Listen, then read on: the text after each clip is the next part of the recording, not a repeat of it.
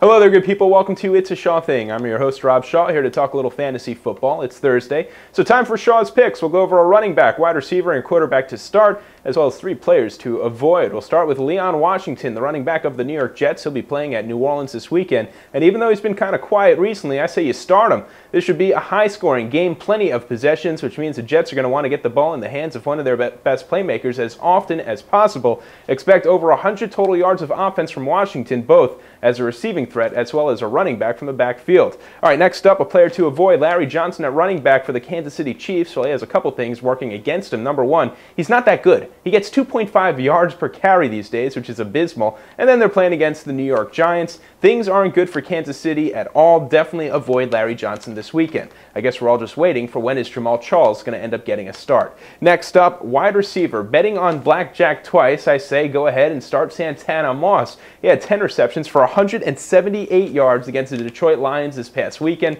Ridiculous numbers, and he's known to have big performances every once in a while. The reason why I like him this weekend is because last weekend was Detroit, this weekend's Tampa Bay. 2 very good matchups. More on the Washington Redskins in just a bit. As far as a wide receiver you want to avoid, Eddie Royal got all the praise last season for the Denver Broncos rookie. He was fantastic. Great numbers. Unfortunately, these days, Kyle Orton doesn't seem to have much trust in him, or at least doesn't target him much, which explains why he only has 6 receptions for 42 yards all season. Until Orton starts getting him the ball, you definitely don't want to start him in your fantasy league. And now we go to the quarterback position. We're back to the Washington Redskins. Jason Campbell, huge numbers last weekend, 340 passing yards, a couple of touchdowns in a losing effort, but don't worry about the loss. The fact of the matter is that he's passing often and he's doing it pretty well. You definitely want to start him this weekend against Tampa Bay. Remember, I said Santana Moss as well. And finally, a guy you want to avoid this weekend, Matt Castle threw for 90 yards last weekend. Now he gets to take on the New York Giants after dealing with a loss from the Eagles. Giants, even better defense coming up this weekend. Matt Castle also not going to have Dwayne Bowe.